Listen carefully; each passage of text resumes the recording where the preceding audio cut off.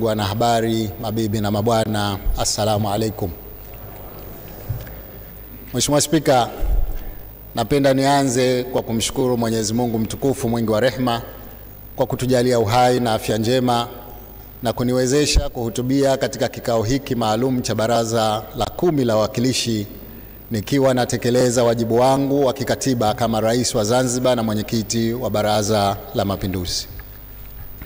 Mheshimiwa Spika, nachukua fursa hii kukushukuru kwa kunipa nafasi hii ya kulihutubia baraza hili tukufu kabla ya kulivunja rasmi. Kikao hiki cha leo ni kwa mujibu wa kifungu cha 92 kifungu kidogo cha kwanza cha katiba ya Zanzibar kuhusiana na uhai wa Baraza la Wawakilishi kuwa ni kipindi cha miaka 5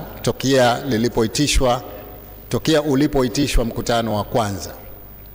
Leo tarehe 23 Juni 2025 na lihutubia baraza la 10 kwa mara ya mwisho kabla ya kulivunja ili kupisha uchaguzi mkuu mwezi Oktoba mwaka 2025. Mheshimiwa Spika, napenda kulishukuru na kulipongeza baraza hili la 10 la wawakilishi kwa kazi nzuri na kubwa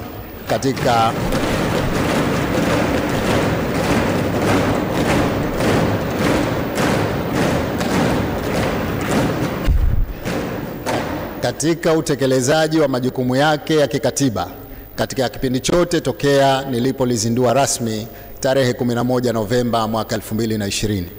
Nachukua fursa hii kutoa shukrani zangu za dhati kwako Mheshimiwa Zuberi Ali Maulid, Spika wa Baraza la Wawakilishi, Mheshimiwa Naibu Spika Mgeni Hassan Juma kwa kuliongoza baraza hili kwa busara na umahiri mkubwa. Aidha, natoa shukrani zangu kwa wenye viti wa baraza, Mheshimiwa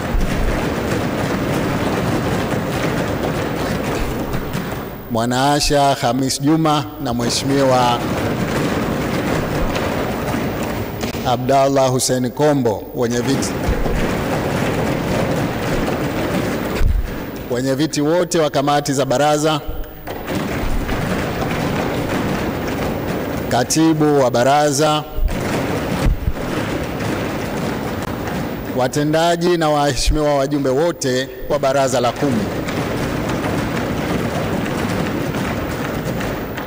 Wa baraza la 10 la wawakilishi kwa ushirikiano na kwa kutekeleza majukumu yenu katika kipindi chote cha miaka 5 kwa mafanikio makubwa.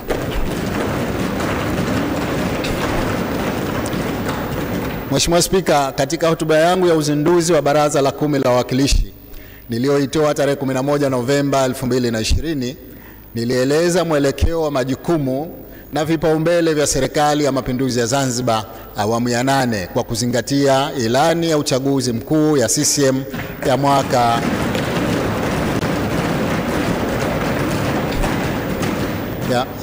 2020 hadi 2025, ahadi tulizozitoa wakati wa kampeni pamoja na mipango mikuu ya maendeleo ya nchi yetu. Nilieleza bayana dhamira yangu ya kuwaunganisha wananchi wa Zanzibar kuwa wamoja bila ya kujali rangi, asili, jinsia, imani za kidini au itikadi za kisiasa. Aidha, niliahidi kuunda serikali ya umoja wa kitaifa kwa mujibu wa katiba yenye viongozi na watendaji watakaoteuliwa kutokana na uwezo wao kitaaluma, uwajibikaji na uaminifu. Namshukuru Mwenyezi Mungu kwa kuniwezesha kutekeleza dhamira yangu hiyo kama nilivyokusudia.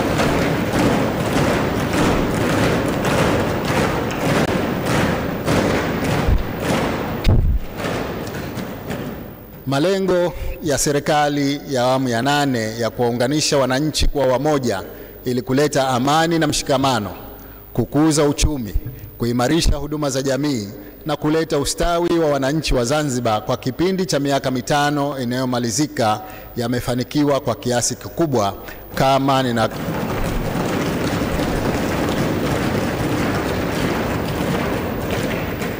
kama nitakavyoeleza katika muhtasari nitakaoutoa. Mheshimiwa Spika, katika kipindi cha miaka 5 iliyopita, uchumi wa Zanzibar umeimarika kwa kiasi cha kuridhisha ambapo hadi kufikia mwaka 2024 umekuwa kwa kasi ya 7.1%.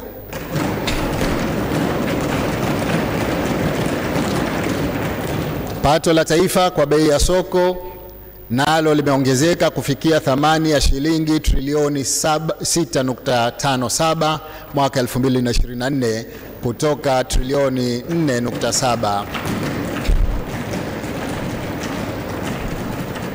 mwaka wa 2021, sawa na ongezeko la asilimia 63.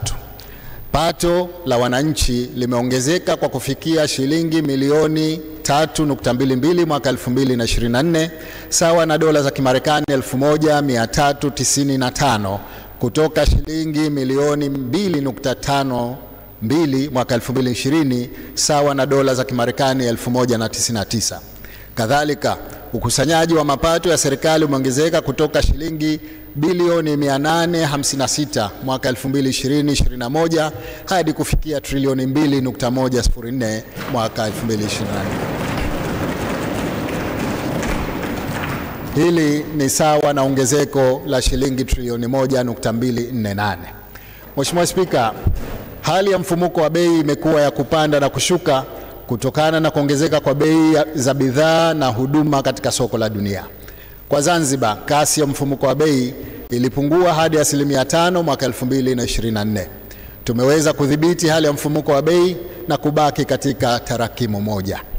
Kwa lengo la kufanikisha utekelezaji mzuri wa mipango ya serikali, bajeti ya serikali imeongezeka kufikia shilingi trilioni 5.1 kwa mwaka wa 2024-25 kutoka trilioni 1.5 kwa mwaka wa 2020-21. Hii ni sawa na ukuaji wa asilimia 228.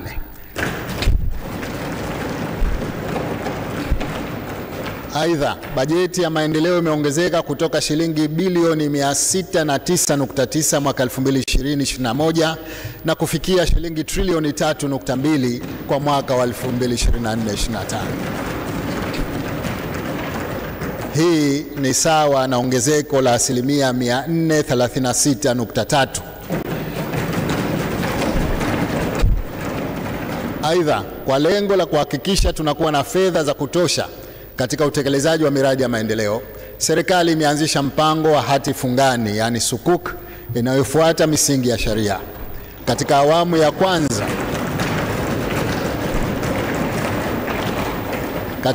ya kwanza ya mpango huu, serikali imeweza kukusanya asilimia 128 ya lengo la makusanyo ya shilingi bilioni 300. Kwa mara nyingine nitoe shukrani kwa wale wote waliojitokeza kuwekeza katika mpango huu muhimu wa sukuk kwa maendeleo ya Zanzibar.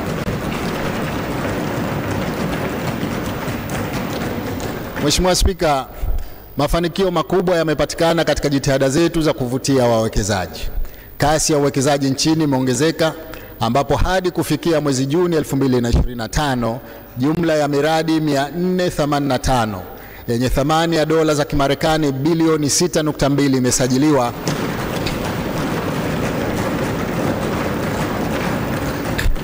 na Mamlaka ya Vitega Uchumi Zanzibar ZIPA, inayotarajiwa kuzalisha ajira zaidi ya 25,470. Miradi hiyo inahusisha uwekezaji katika sekta ya hoteli zenye jumla ya miradi 187, biashara ya majengo miradi 112, viwanda miradi 48, kilimo miradi 27, michezo miradi 28 na sekta nyinginezo miradi 83. Kwa lengo la kuimarisha uwekezaji katika sekta ya utalii, serikali imeruhusu uwekezaji katika visiwa vidogo vidogo. Hadi sasa, ZIPA imesajili miradi ya uwekezaji katika visiwa 17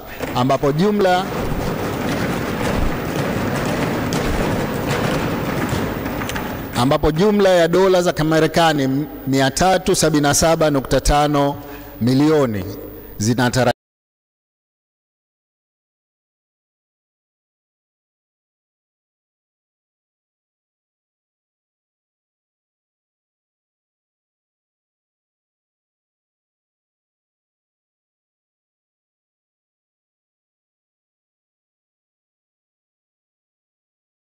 zinazotarajiwa kuwekezwa.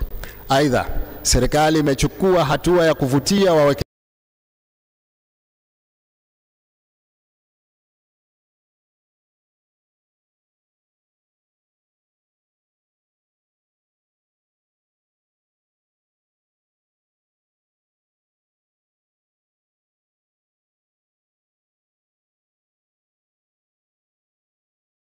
na kutangaza fursa zilizopo Mangapwani, ambapo ujenzi wa miundombinu ya barabara, maji na umeme kwa ajili ya maeneo ya uwekezaji unaendelea. Mheshimiwa Spika, kwa lengo la kuleta mapinduzi ya kiuchumi, serikali imechukua hatua ya kuwawezesha wananchi kiuchumi ili kupambana na umaskini. Hadi kufikia mwezi Mei 2025, jumla ya mikopo 5366 yenye thamani ya shilingi bilioni 39.4 imetolewa na wakala wa uwezeshaji wananchi kiuchumi kwa wananchi 25,701 wakiwemo wananchi 1560 na wa makundi maalum. Mikopo hiyo imetolewa kwa sekta mbalimbali zikiwemo biashara, kazi za mikono, ujenzi, kilimo na ufugaji. Kati ya wanufaika wa mikopo hiyo, 40% ni vijana. Aidha, serikali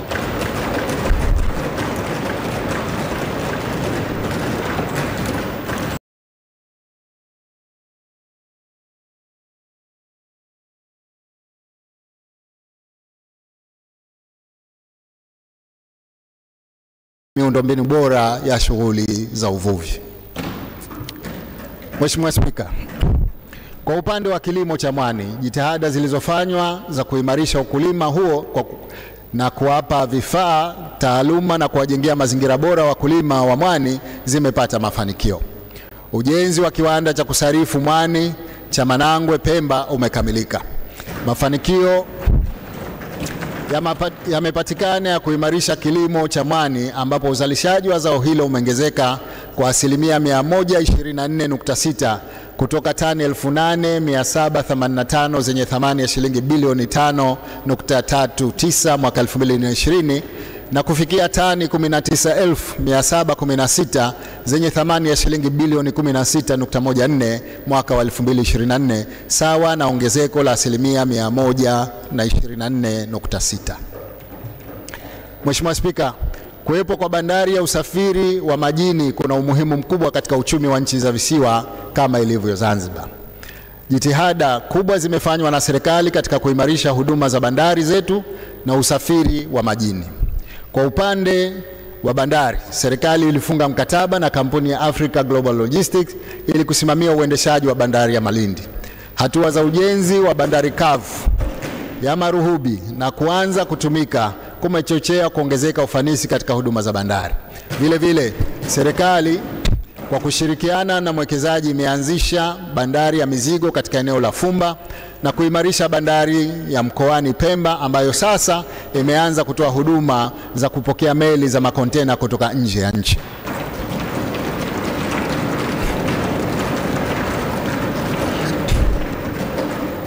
Mheshimiwa Spika, hivi sasa serikali inaendelea na utekelezaji wa mradi wa ujenzi wa bandari ya mizigo katika eneo la Mangapwani. Ujenzi wa miundombinu ya barabara katika eneo la bandari hiyo unaendelea. Katika eneo hili jumla ya nyumba 247 zinaendelea kujengwa kati ya nyumba 370 ambazo zitajengwa kwa ajili ya fidia kwa wananchi waliopisha mradi huu. Aidha, ujenzi wa bandari ya Shumba mjini unaendelea. Vile vile eneo la ujenzi wa bandari ya Kizimkazi limeshapimwa kwa matayarisho ya awali, ambapo ujenzi unatarajiwa kuanza mwishoni mwa mwaka wa 2025. Sambamba na hayo, serikali imefunga mkataba na kampuni ya ZF Devco kwa ajili ya ujenzi wa bandari ya abiria katika eneo la Maruhubi.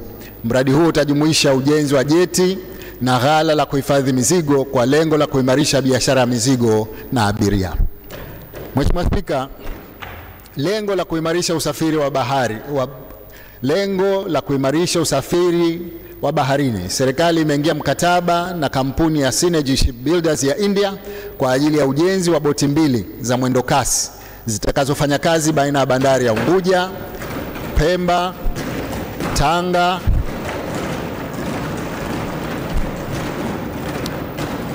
na Dar es Salaam.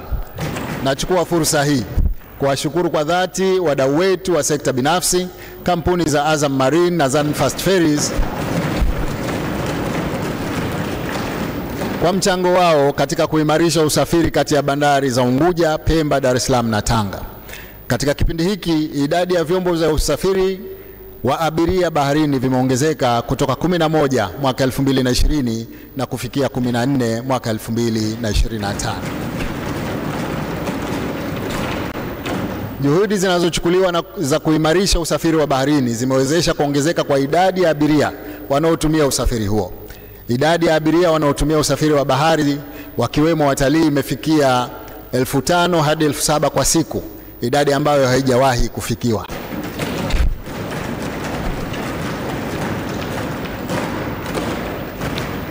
Abiria wanaotumia usafiri wa bahari wameongezeka kutoka 2,207,299 mwaka 2018 hadi 3,138,483 mwaka 2024.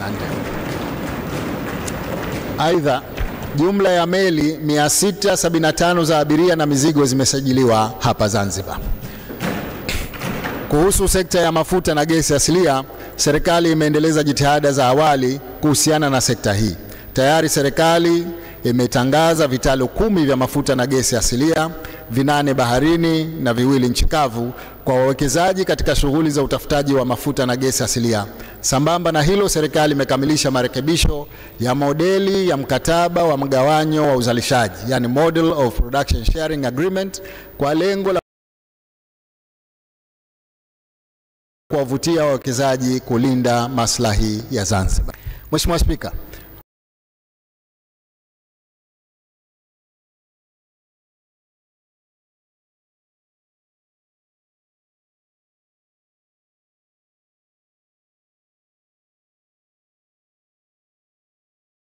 ujenzi wa miundombinu ni hatua muhimu katika kuchochea kasi ya ukuaji wa uchumi na maendeleo.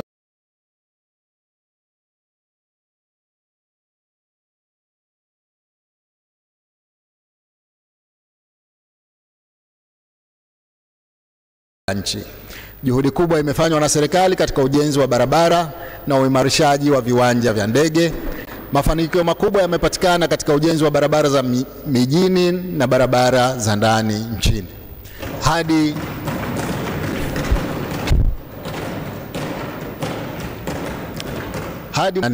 serikali imekamilisha ujenzi wa kilomita. Utekelezaji wa mradi huu unajumuisha ujenzi wa barabara ya juu 2 flyover ambapo Mwanakwerekwe imefikia 90% na Amani imefikia 50%.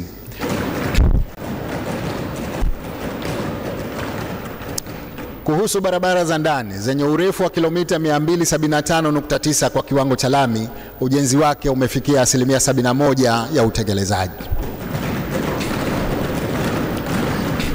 Serikali pia imekamilisha ujenzi wa barabara ya Jozani, Charawe, Ukongoroni, Bweju yenye urefu wa kilomita 23.3 kwa kiwango cha lami na kuondoa changamoto ya usafiri wa barabara iliyowakabili wananchi wa vijiji hivyo kwa muda mrefu. Aidha, kazi ya ujenzi wa daraja la Uzi Ng'ambwa na barabara yenye urefu wa kilomita 8.7 inaendelea kwa kasi.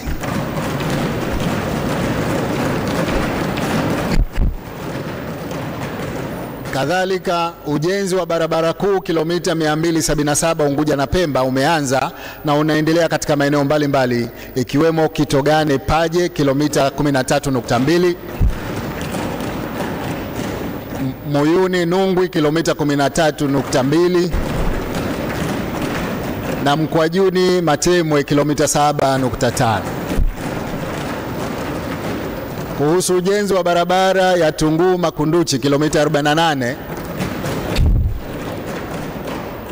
Fumba Kisauni kilomita 12 na Chake Chake Mkoani kilomita 43.5, serikali imekamilisha maandalizi ya ujenzi wake.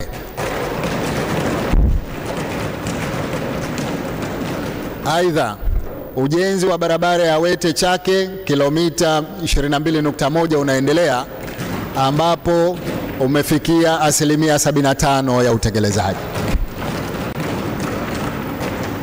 Usafiri wa anga. Mheshimiwa Spika, mafanikio makubwa yamepatikana katika kuimarisha huduma za viwanja vya ndege na usafiri wa anga. Mageuzi makubwa yaliyofanywa na serikali ya kushirikisha sekta binafsi yamewezesha mapato ya mamlaka ya viwanja vya ndege kuongezeka kutoka shilingi bilioni 12.9 mwaka 2021 hadi kufikia shilingi bilioni 40.2 mwaka 2025.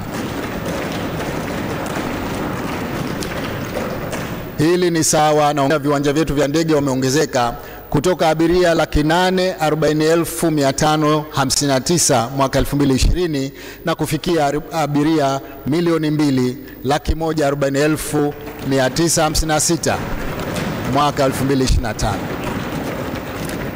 Jumla ya mashirika ya ndege 81 ya kimataifa yanafanya safari zao moja kwa moja kuja Zanzibar na kupelekea kiwanja cha ndege cha Abedi Amani Karume kupokea idadi kubwa ya abiria kwa mwaka kuliko viwanja vyote vingine nchini Tanzania.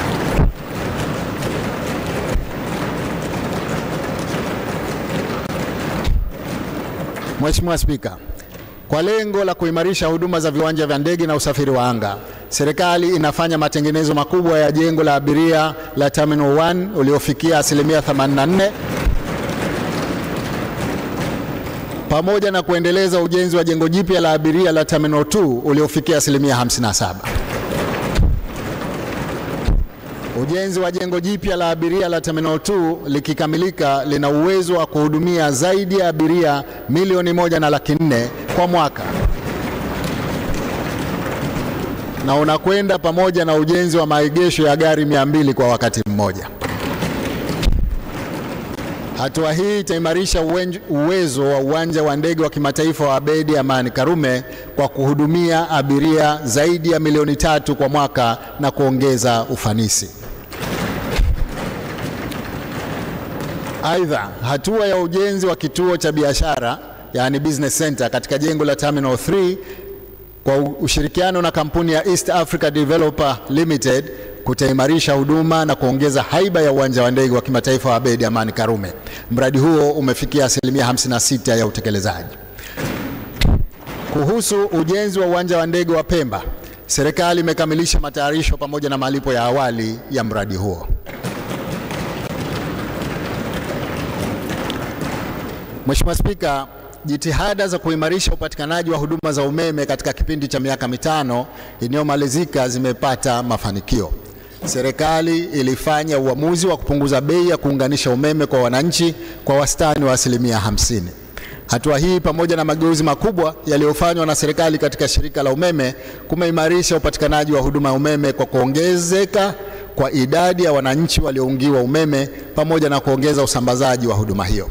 Hadi mwezi Julai 2024, jumla ya wateja wapya wa umeme 138,065 wameunganishiwa umeme. Aidha, serikali imefanikiwa kupeleka huduma za umeme katika vijiji 231 Unguja na Pemba sawa na asilimia 76 ya lengo la kuunganisha vijiji 305 vilivyokusudiwa kufikishiwa huduma hiyo. Kwa lengo la kuimarisha upatikanaji wa huduma za umeme, serikali imeimarisha jumla ya kilomita 98.05 kati ya kilomita 100 zilizopangwa kujengwa kwa njia ya umeme mkubwa ambazo ni sawa na asilimia 98 na kilomita 73.4 kati ya kilomita 81 zilizopangwa kujengwa kwa njia ya umeme mdogo. Kiwango hicho ni sawa na asilimia 91. Aidha, serikali inaendelea na utekelezaji wa mradi wa ZESTA ambapo utazilisha megawati 18 za umeme wa jua pamoja na mfumo wa kuhifadhia umeme wenye uwezo wa kuhifadhi megawati 40. Mheshimiwa Spika, ujenzi wa majengo kwa ajili ya makazi, ofisi na biashara umepewa umuhimu mkubwa. Ujenzi wa nyumba za makazi 276 kupitia mfuko wa hifadhi ya jamii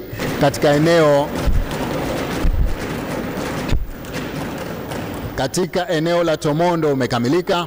Aidha, serikali kupitia shirika la nyumba imekamilisha ujenzi wa nyumba 72 .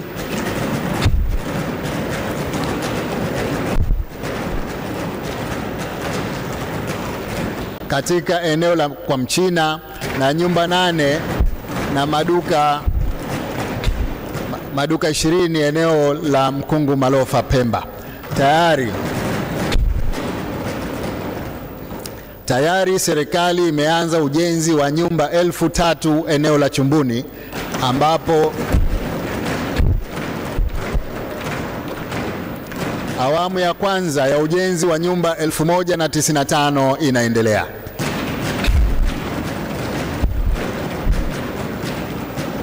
Miradi mingine itakayotekelezwa ni ujenzi wa nyumba 24 Kiembe Samaki, nyumba 1095 Kikwajuni, nyumba 548 Kisakasaka B, nyumba 440 Kisakasaka A na nyumba 209 Saateni, nyumba 120 Nyamanzi na nyumba 180 Mabaoni Mfikiwa Pemba.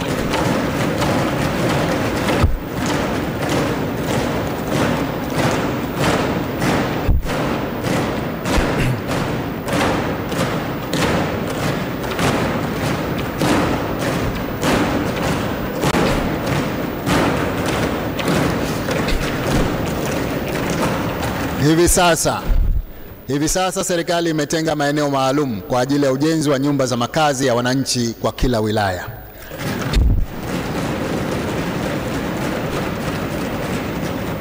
Kwa lengo la kuimarisha haiba ya mji na kuondoa changamoto ya kukosa maegesho, serikali kupitia mfuko wa hifadhi ya jamii imekamilisha ujenzi wa maegesho ya kisasa katika eneo la Malindi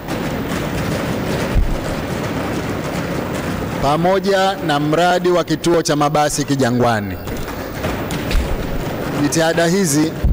Jitihada hizi zinakwenda sambamba na ujenzi wa maduka ya biashara na maegesho Darajani, maeneo ya mapumziko na bustani Mnazi Mmoja, Mwanamashungi, Chake Chake, eneo la mapumziko na michezo ya watoto Mbweni, pamoja na eneo la maonyesho ya biashara ya Manzi. Mheshimiwa Spika, kwa kutambua umuhimu wa kilimo, serikali imefanya juhudi za kuimarisha sekta hiyo.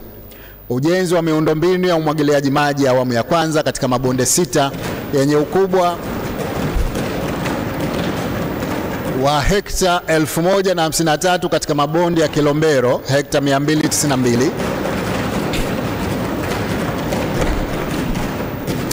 Cheju A hekta 315, Kibokwa hekta 147, Kinyasini Unguja hekta 184, Chaani hekta 71 na Mlemele hekta 44 umekamilika. Pia ujenzi wa miundombinu ya umwagiliaji awamu ya pili katika bonde la Cheju B umekamilika, ambapo utawanufaisha zaidi ya wakulima 2100.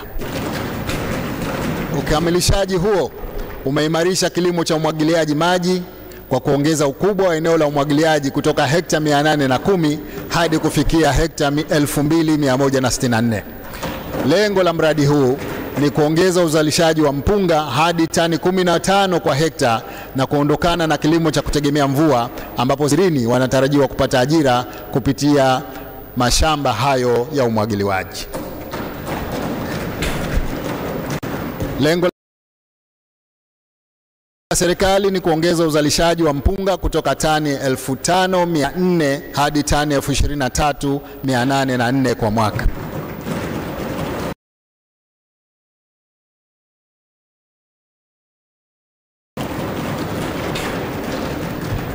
Mheshimiwa Spika, katika kipindi kinachomalizika, serikali imechukua hatua ya kuongeza maslahi ya watumishi ikiwemo mishahara na posho mbalimbali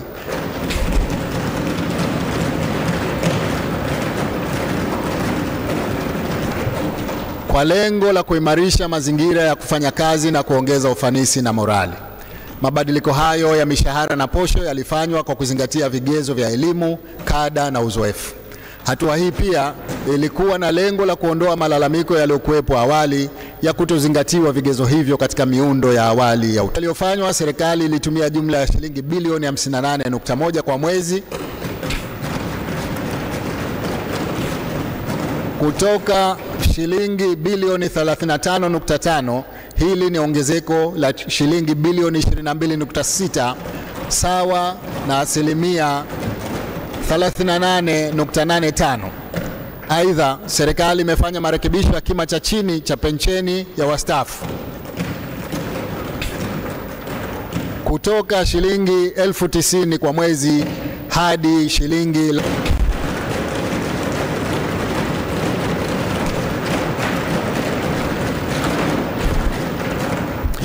hii ni sawa na ongezeko la asilimia 100.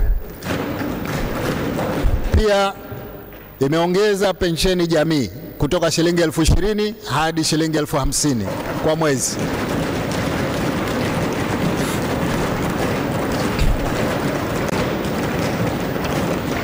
Sawa na asilimia 150.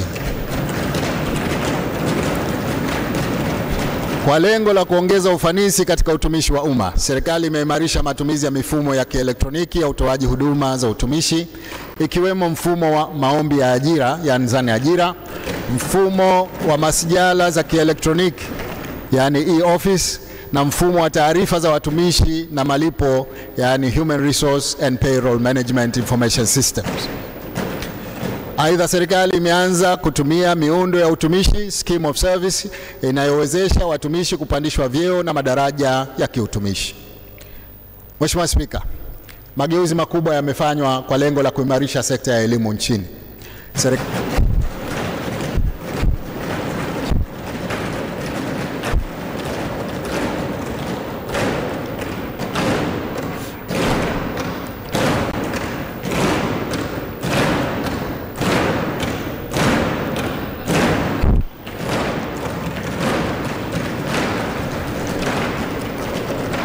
Serikali imechukua hatua za kuimarisha miundombinu ya elimu kwa ujenzi wa skuli mpya za ghorofa zenye miundombinu ya kisasa ya maabara, maktaba, vyumba vya kompyuta pamoja na kufanya ukarabati wa skuli za zamani. Jumla ya madarasa mapya 4810 yamejengwa katika kipindi hiki, yakiwemo yaliyoanzishwa kwa nguvu za wananchi. Idadi hiyo ni sawa na ongezeko la asilimia 320 la lengo la ilani ya CCM ya mwaka 2020 ya kujenga madarasa 1500. Jumla ya skuli za ghorofa 36 zimejengwa katika awamu hizi, zikiwemo zilizoanza kutumika na nyingine ambazo ujenzi wake unaendelea kwa hatua za mwisho. Lengo la serikali ni kumaliza kabisa changamoto ya wanafunzi kuingia kwa shifti katika skuli zetu na kuondoa msongamano wa wanafunzi madarasani.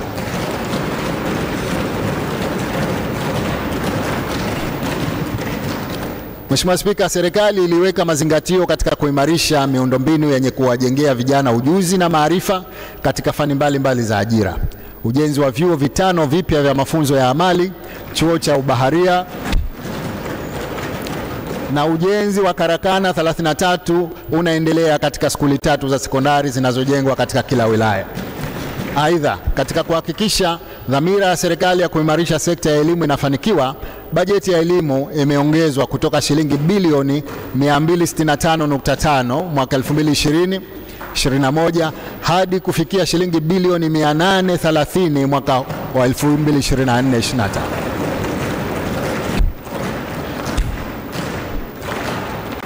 Hili ni sawa na ongezeko la asilimia 212.6. Mheshimiwa Spika, uwekezaji mkubwa uliofanywa na serikali katika elimu umewezesha kuongezeka kiwango cha ufaulu wa wanafunzi katika mitihani yao ya taifa. Takwimu zinaonyesha kuongezeka kwa kiwango cha ufaulu wa wanafunzi wa kidato cha pili kutoka asilimia 76.8 mwaka 2020 na kufikia asilimia 84.4 mwaka 2024. Aidha, ufaulu katika mtihani wa kidato cha 4 kumeongezeka kutoka asilimia 56.1 mwaka 2020 hadi asilimia 85.7 mwaka 2023.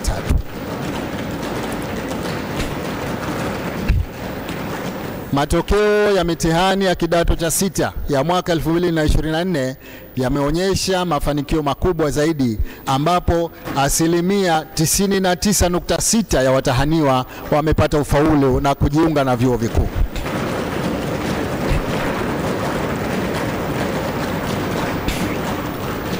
Katika kuhakikisha wanafunzi wote wenye sifa ya kujiunga na elimu ya juu wanapata fursa hiyo, serikali imeongeza bajeti ya bodi ya mikopo ya elimu ya juu kutoka shilingi bilioni 11.5 mwaka 2021-22 hadi shilingi bilioni 33.4 mwaka 2024. Ongezeko hilo limewezesha vijana wanaonufaika na mikopo ya elimu ya juu kuongezeka kutoka vijana 4,045 hadi 11,495. Wakiwemo vijana wa ngazi ya stashahada, yani diploma.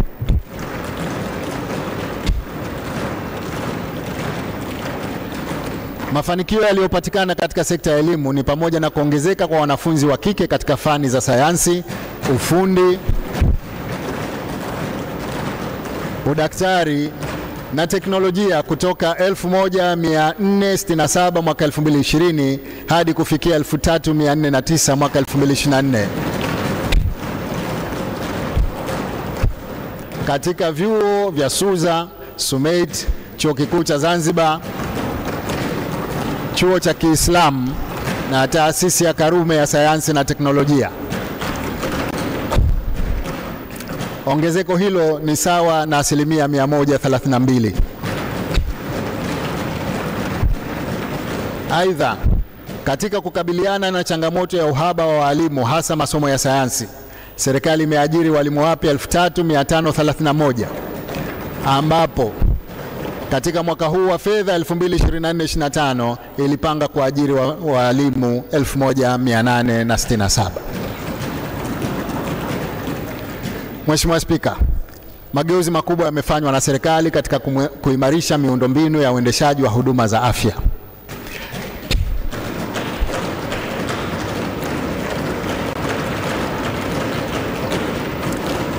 Katika kipindi hiki, serikali imeimarisha miundombinu ya afya kwa kujenga hospitali 10 za kisasa za wilaya na moja ya mkoa wa Mjini Magharibi zenye huduma bora za tiba zikiwemo za kibingwa pamoja na vifaa vya kisasa vya uchunguzi wa maradhi.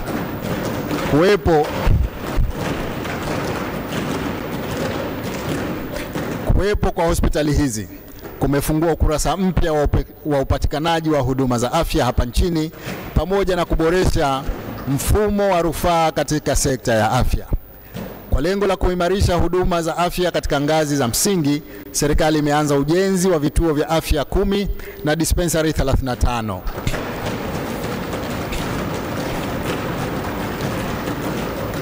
Kwa kushirikiana na serikali ya Jamhuri ya Watu wa China, serikali imekamilisha ujenzi wa nyumba za kuhudumia familia 75 katika hospitali ya Abdallah Mzee.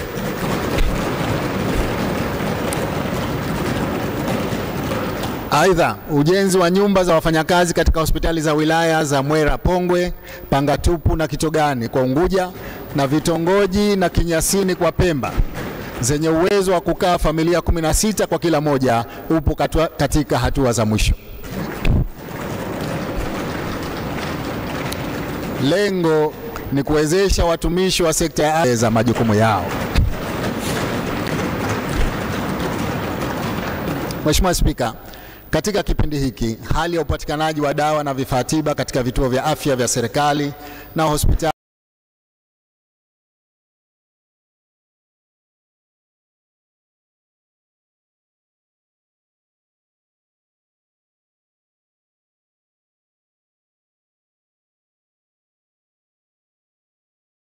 imeimarika kutokana na kuongezeka kwa bajeti ya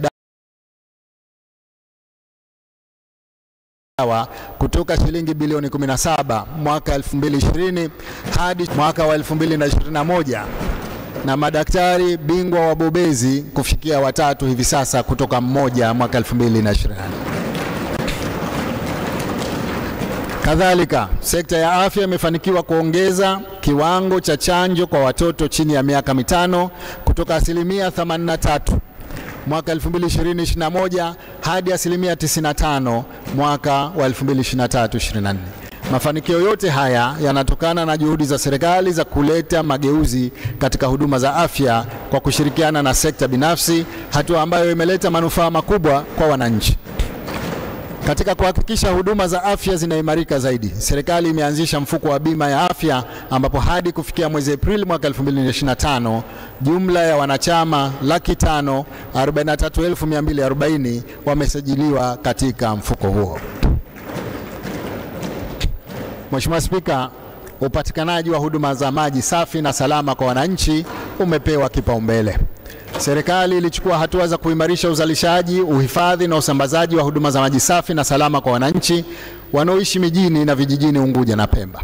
Serikali imefanikisha utekelezaji wa miradi miwili mikubwa ya maji ambayo ni mradi wa uhuishaji wa uimarishaji wa huduma za maji Zanzibar wenye thamani ya dola za Kimarekani 92 milioni na mradi wa uimarishaji huduma za maji wa fedha za ahueni ya uviko 19 wenye thamani ya shilingi bilioni 40.2 kupitia mradi wa uhuishaji wa uimarishaji huduma za maji. Jumla ya matangi 15 yenye uwezo wa kuhifadhi lita milioni 134 yamejengwa, visima 64 vyenye uwezo wa kuzalisha wastani wa lita za maji 117 milioni kwa saa vimechimbwa, pamoja na ulazaji wa mabomba kilomita 466.9. Kupitia mradi wa uimarishaji huduma za maji mjini na vijijini na mradi wa fedha za ahueni ya uviko 19, jumla ya visima 38 vimechimbwa. Serikali pia kupitia ZAWA imefanikiwa kuviendeleza visima 26 kati ya 36 vya mradi wa maji wa kampuni ya RAK ambavyo vinatoa huduma. Aidha, kazi ya ujenzi wa matangi 10 ya kuhifadhi maji yenye uwezo wa kuhifadhi lita milioni 10 kwa pamoja imekamilika. Juhudi hizi za serikali za kuimarisha huduma za maji safi na salama zina lengo la kuhakikisha huduma hii inakuwa endelevu na inawafikia wananchi kwa shehia zote Unguja na Pemba. Mheshimiwa Spika, mafanikio makubwa yamepatikana katika kuimarisha sekta ya michezo nchini.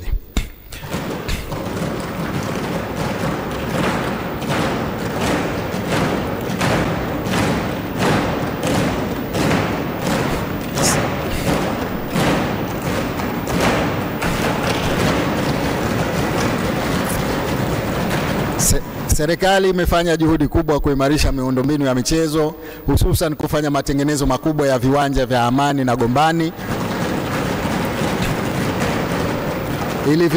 ili viweze kukidhi viwango vya michezo ya kimataifa. Ukarabati wa uwanja wa Mao umekamilika pamoja na kuanza ujenzi wa viwanja 17 vya michezo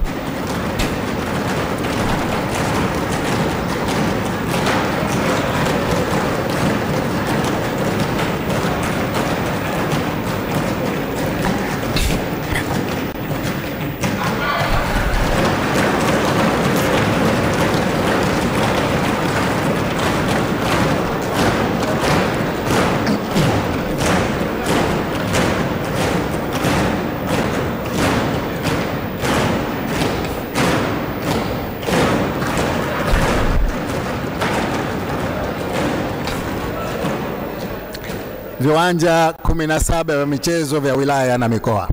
Katika kuhakikisha tunaongeza viwanja vya michezo na kwenda sambamba na malengo ya kukaribisha mashindano ya mpira ya CHAN yanayotarajiwa kufanyika mwaka huu wa 2025 na mashindano ya AFCON mwaka 2027. Serikali ilichukua hatua ya kuimarisha viwanja vyetu pamoja na kujenga viwanja vipya vya michezo katika maeneo ya Maisara. Aidha, ujenzi wa hoteli ya Amani sambamba na ujenzi wa ukumbi wa mikutano na majengo kwa ajili ya michezo ya ndani katika complex hiyo umekamilika na kuanza kutumika. Mheshimiwa Spika, Jitihada za kuimarisha miundombinu ya michezo zimevutia kufanyika kwa mashindano mbalimbali yakiwemo mashindano ya kanda na kimataifa ya mchezo wa wavu, mashindano ya CAF ya mashindano ya CAF ya African School Championship, mashindano ya riadha ya Afrika Mashariki na Kati na mashindano ya ITF Taekwondo na Martial Arts. Vile vile, baadhi ya timu kubwa kutoka Tanzania bara zimechagua michezo yao kufanyika Zanzibar, ikiwemo kombe la shirikisho la Afrika.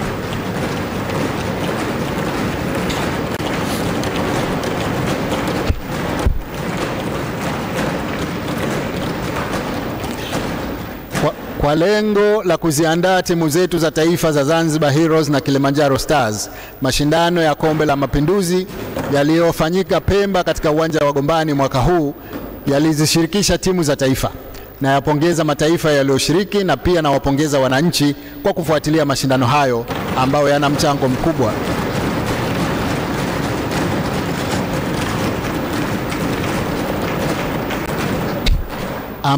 mchango mkubwa wa kuimarisha sekta ya michezo.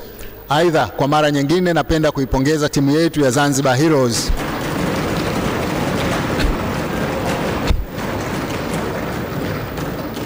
kwa kutwaa kombe la mapinduzi mwaka huu na kudhihirisha uwezo mkubwa tulionao katika sekta hii ya michezo. Mheshimiwa Spika, tunapokamilisha awamu ya kwanza ya serikali ya awamu ya 8, tunashuhudia mafanikio makubwa yaliyopatikana katika sekta ya sheria. Juhudi kubwa zimefanywa na serikali katika kuimarisha miundombinu ya mahakama kwa kufanya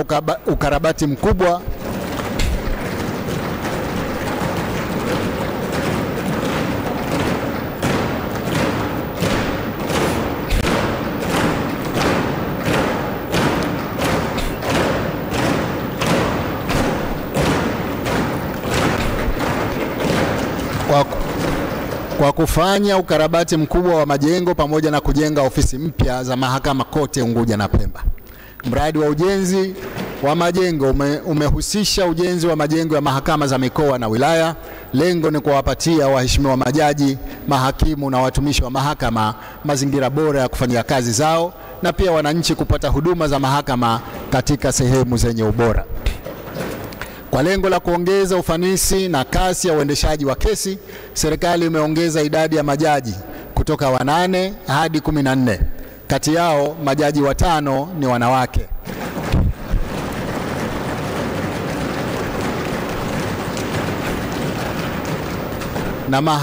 Na mahakimu kufikia 69 Unguja na Pemba. Takwimu zinaonyesha kuwa kasi ya uendeshaji kesi imeongezeka.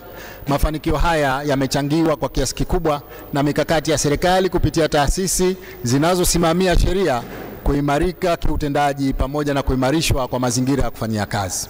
Katika kutekeleza mkakati wa kupunguza vitendo vya udhalilishaji, kasi ya kupunguza kesi za aina hiyo imewezesha kupungua kwa kesi kutoka 348 mwaka 2023-24 hadi kesi 292 mwaka 2024-25. Mheshimiwa Spika, katika kuimarisha utawala bora na kudhibiti vitendo vya rushwa na uhujumu uchumi, jumla ya fedha shilingi bilioni 7.6 zimeokolewa na taasisi ya kuzuia rushwa na kupambana na uhujumu uchumi serikali.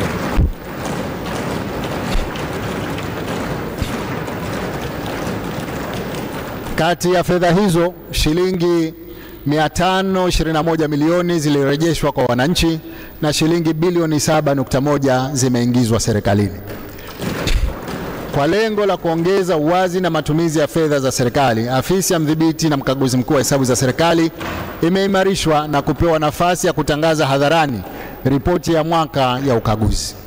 Hatua hiyo kwa kiasi kikubwa imeimarisha udhibiti wa matumizi ya fedha za serikali katika taasisi mbalimbali, ambapo pia afisi hii inafanya kazi kubwa ya ukaguzi wa mahesabu katika wizara zote 18 na miradi ya maendeleo inayofadhiliwa na serikali pamoja na washirika wa maendeleo. Aidha, taasisi nyingine za utawala bora zikiwemo ofisi ya mwanasheria mkuu wa serikali, Tume ya maadili ya viongozi wa umma na ofisi ya mkurugenzi wa mashtaka zimeimarishwa kwa kupatiwa vifaa, watumishi na mafunzo ya kujengea uwezo wa watumishi wake ili ziweze kutekeleza majukumu yao ya kikatiba na kisheria kwa ufanisi zaidi. Mheshimiwa Spika, nikiwa kamanda mkuu wa idara maalum za SMZ, napenda kutumia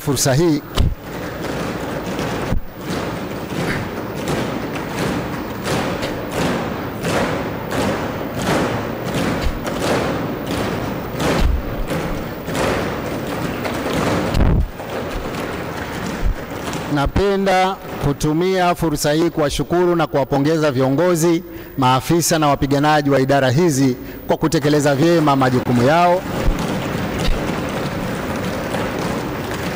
ya ulinzi wa amani kwa kushirikiana na vyombo vingine vya ulinzi na kushiriki katika kazi mbalimbali za maendeleo nchini.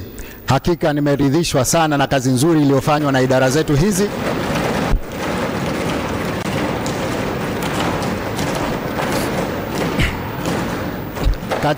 katika ujenzi wa majengo ya skuli, masoko na vituo vya jasiriamali katika mikoa na wilaya zote Unguja na Pemba. Katika kuimarisha utendaji wa idara maalum za SMZ, serikali imeboresha maslahi ya maafisa na wapiganaji,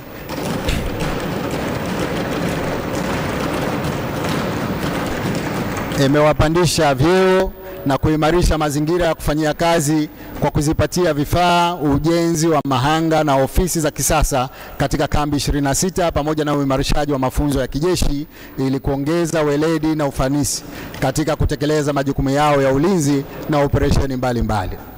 Mheshimiwa Spika, kwa lengo la kuongeza kasi ya utendaji serikalini, tulianzisha taasisi ya Afisi ya Rais, ufuatiliaji na usimamizi wa utendaji serikalini ZPDB, ambayo tokea kuanzisha kwake mwaka 2022 imekuwa chachu ya kusukuma mbele utekelezaji wa mipango ya serikali pamoja na kutafuta rasilimali fedha.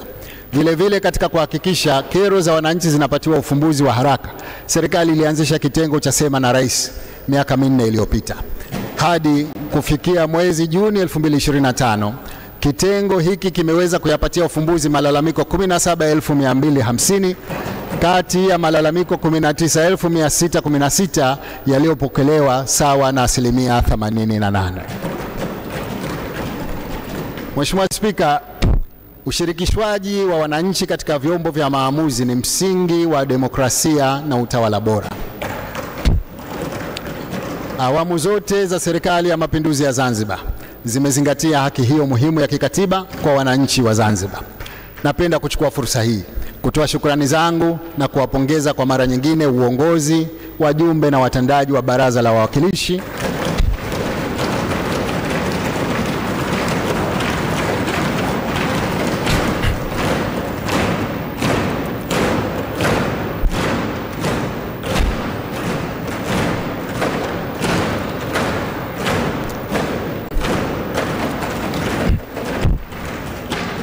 kwa kazi kubwa na nzuri mnayoifanya ya kuwakilisha wananchi na kuisimamia serikali kwa umahiri mkubwa.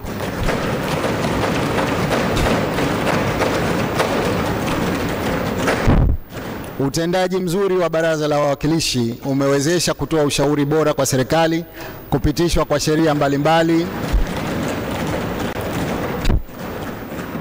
na bajeti ya serikali. Katika kipindi hiki, baraza limefanya mabadiliko ya kitaalamu ya uendeshaji wa shughuli za vikao vya baraza na kamati zake kwa kutumia mifumo ambayo imepunguza sana gharama za uchapishaji wa nyaraka mbalimbali za baraza.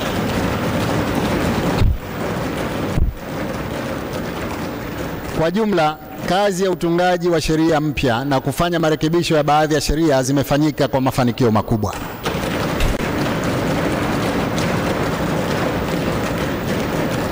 Hadi kufikia mwezi Aprili mwaka 2025, jumla ya sheria 44 ambazo zimegawanyika katika sekta mbalimbali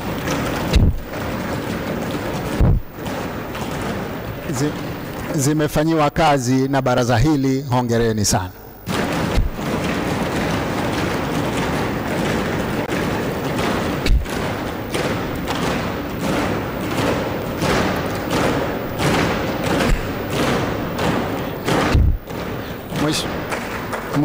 Mheshimiwa Spika, mafanikio makubwa yamepatikana katika kuimarisha muungano wa Tanzania kisiasa, kiuchumi na kijamii. Tokea kuanzishwa kwa utaratibu wa kushughulikia hoja za muungano mwaka 2006, jumla ya hoja 26 zimejadiliwa na 22 kati ya hizo zimeshapatiwa ufumbuzi.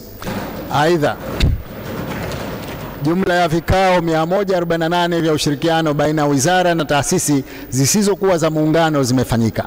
Napenda niwahakikishie wananchi kuwa Zanzibar inaendelea kunufaika na mgawanyo wa mapato yanayotokana na misaada kutoka nje.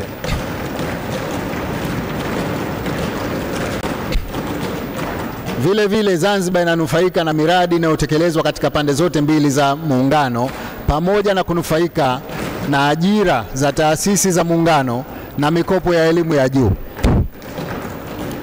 Kupitia TASAF, jumla ya shilingi bilioni 3.1 zimetolewa kwa miradi 15 inayotekelezwa Zanzibar kupitia sekta ya elimu, afya na maji. Aidha, katika mpango wa kuzinusuru kaya maskini hadi mwezi Novemba 2024, jumla ya shilingi bilioni 50.1 zimetolewa kwa kaya maskini Zanzibar.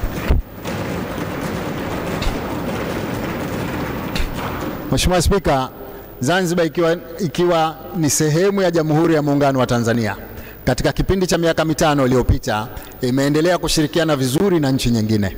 Natumia fursa hii kutoa shukrani kwa serikali ya Jamhuri ya Muungano wa Tanzania kwa kutoa ushirikiano wa kutosha katika kuhakikisha Zanzibar inapata fursa ya kushirikiana na mataifa mbalimbali yakiwemo yale yenye ubalozi mdogo hapa Zanzibar.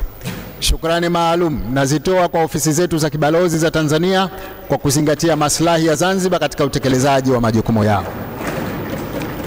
Katika awamu ya kwanza ya serikali ya awamu ya 8, uhusiano na ushirikiano wa Zanzibar kimataifa umezidi kuimarika kwa kupata fursa ya kushiriki katika vikao mbalimbali pamoja na kutembelewa na viongozi wa nchi kadhaa, taasisi za kimataifa na mabalozi.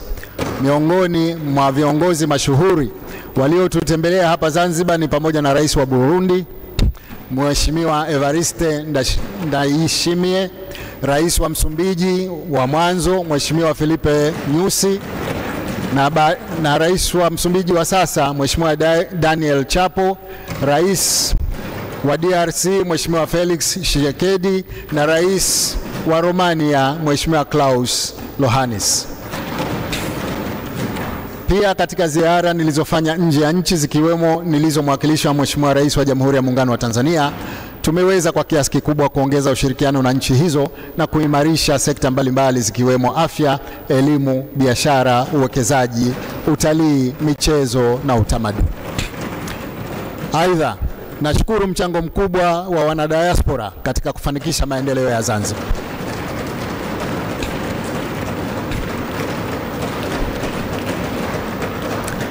Wenzetu hawa wamekuwa msaada mkubwa katika kutoa michango ya kifedha na kitaaluma hasa katika sekta ya afya, elimu, utalii, biashara, uwekezaji na kusaidia familia zao. Serikali itahakikisha inaendelea kupanua fursa kwa wanadiaspora wazidi kushiriki katika fursa za maendeleo ya Zanzibar. Mheshimiwa Spika, nchi yetu inakabiliwa na uchaguzi mkuu wa dola mwaka huu wa 2025. Hili ni tukio muhimu la kuchagua viongozi na wananchi kuitumia haki yao ya kikatiba na kushiriki zoezi hilo. Serikali zote mbili, serikali ya Jamhuri ya Muungano wa Tanzania na serikali ya Mapinduzi ya Zanzibar kupitia tume za uchaguzi za INEC na ZEC inaendelea na hatua za maandalizi ili kuhakikisha zoezi hilo muhimu linafanyika kwa misingi ya haki na sheria. Ni wajibu wetu sote kuhakikisha tunadumisha amani ya nchi yetu kabla, wakati na baada ya uchaguzi. Napenda nitoe wito kwa viongozi wa kisiasa, asasi za kijamii, viongozi wa dini na wananchi sote tutekeleze wajibu wetu huu muhimu wa kudumisha na kuilinda amani tulionayo ili tuzidi kupiga hatua za maendeleo kwa faida ya kizazi cha sasa na kizazi kijacho. Hitimisho. Mheshimiwa Spika, baada ya kutoa muhtasari wa tathmini ya mafanikio ya serikali ya awamu ya 8, nahitimisha hotuba yangu kwa kutoa shukrani kwa wasaidizi wangu wakuu, Mheshimiwa Othman Masoud Othman,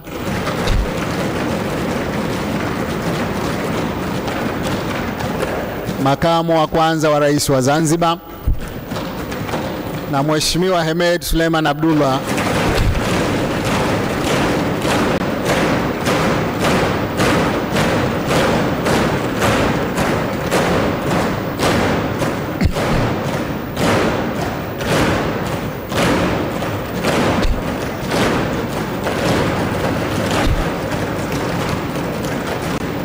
makamu wa pili wa rais, kwa ushirikiano wao mkubwa ulioniwezesha kutekeleza kwa ufanisi majukumu yangu.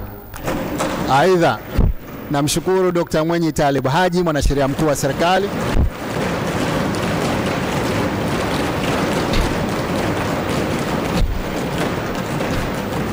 kwa ushirikiano mkubwa alionipa kuhusiana na masuala ya kisheria.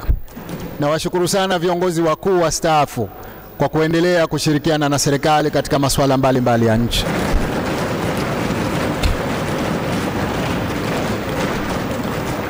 Shukrani pia nazitoa kwa Jaji Mkuu Khamis Ramadhani Abdallah,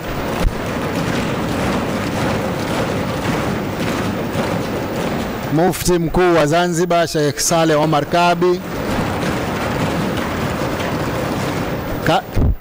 Kadhi Mkuu Sheikh Hassan Othman Ngwali,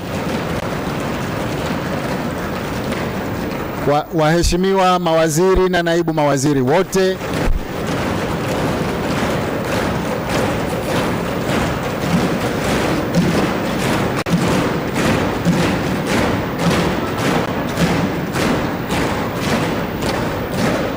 waheshimiwa wakuu wa mikoa na wakuu wa wilaya,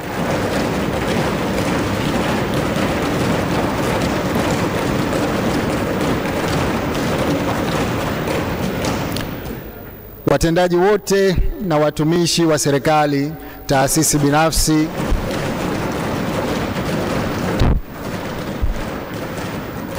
washirika wa maendeleo wa ndani na nje ya nchi, viongozi wa dini na asasi za kiraia, pamoja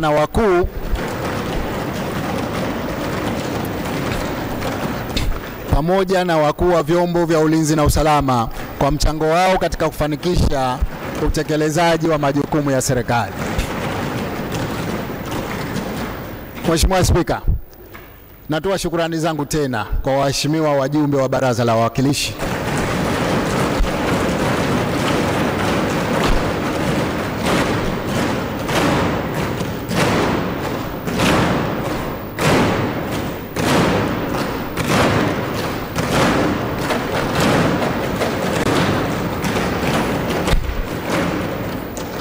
kwa kufanikisha shughuli za mkutano wa 10 wa Baraza la Wawakilishi kupitia vikao vya baraza na kamati zake mbalimbali.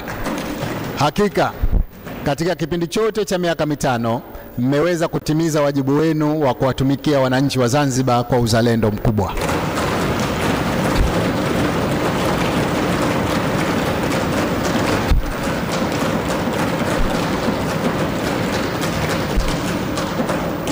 Kwa niaba ya serikali na wananchi wote, napenda waheshimiwa wajumbe wa baraza hili mzipokee shukrani hizo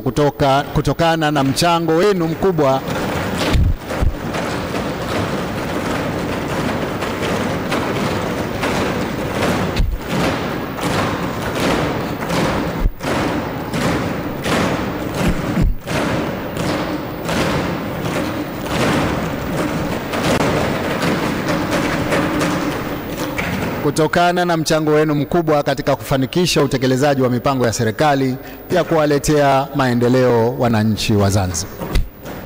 Mheshimiwa Spika, shukrani za pekee nazitoa kwa chama changu, Chama cha Mapinduzi.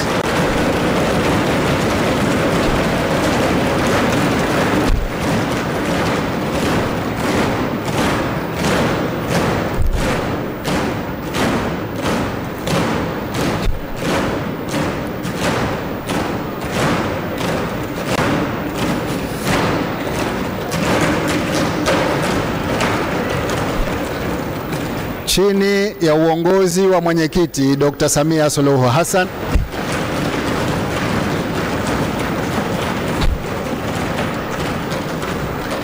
ambaye pia ni Rais wa Jamhuri ya Muungano wa Tanzania,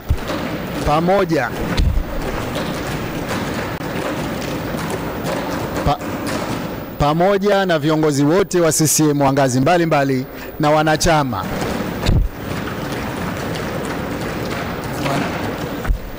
wanachama kwa kuunga mkono jitihada za serikali ninayoiongoza katika utekelezaji wa majukumu yake. Aidha, nawashukuru viongozi wote wa serikali ya Jamhuri ya Muungano wa Tanzania kwa mchango wao katika kuimarisha muungano wa Tanzania na ushirikiano baina ya serikali zetu mbili. Nawashukuru sana wananchi kwa ujumla kwa kunipa ushirikiano na pia kudumisha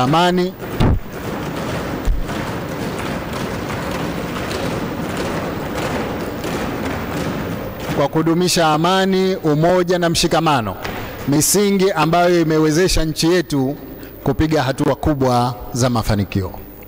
Mheshimiwa Spika, napenda kutumia fursa hii kutoa shukrani maalumu kwa uongozi wa ofisi ya Rais Ikulu,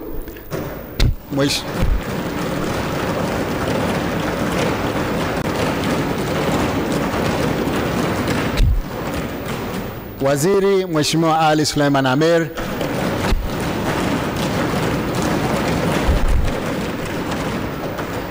Katibu wa Baraza la Mapinduzi na Katibu Mkuu Kiongozi Mhandisi Zena Ahmed Said, pamoja na manaibu wake, Katibu Mkuu ndugu Saleh Juma Musa, Katibu wa Rais Balozi Masudi Balozi, wasaidizi wote wa Rais, watendaji wa ZPDB na SNR,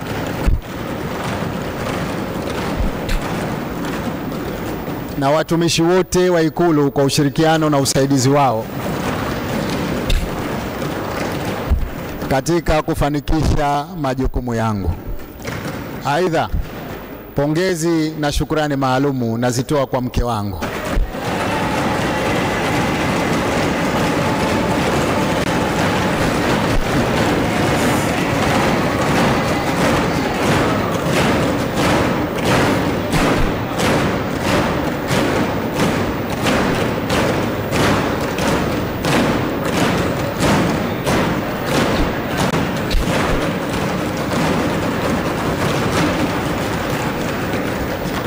kwa kunisaidia, kuniunga mkono na kunivumilia, pamoja na watoto wetu wakati wote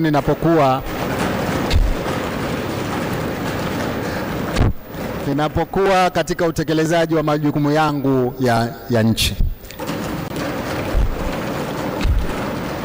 Aidha, nawashukuru ndugu, jamaa na rafiki zangu katika siku hii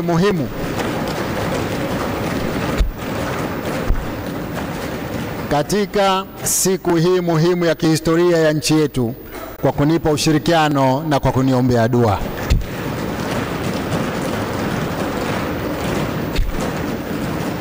Na vishukuru vyombo vyote vya habari kwa kunipa ushirikiano mkubwa. Aidha, nawashukuru wananchi kwa kufuatilia shughuli hii kupitia vyombo mbalimbali vya habari.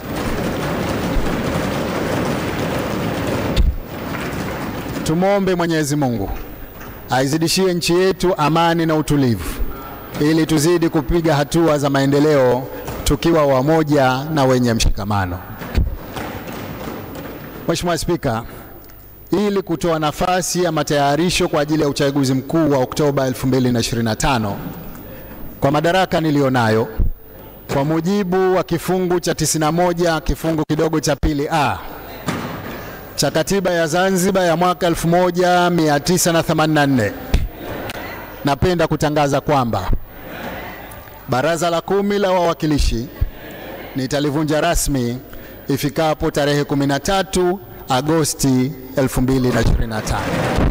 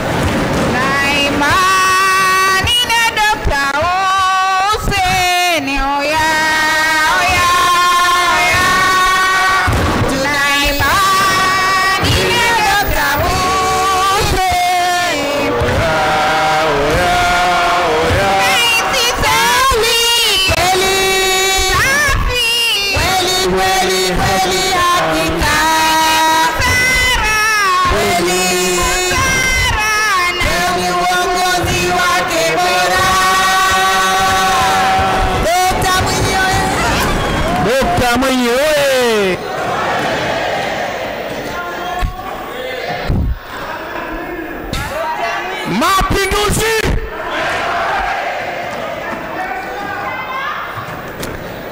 Mheshimiwa Spika na waheshimiwa wajumbe nyote, na kutakieni kila la kheri na kushukuruni sana kwa kunisikiliza. Mungu ibariki Zanzibar, Mungu ibariki Tanzania, Mungu ibariki Afrika. Asanteni sana.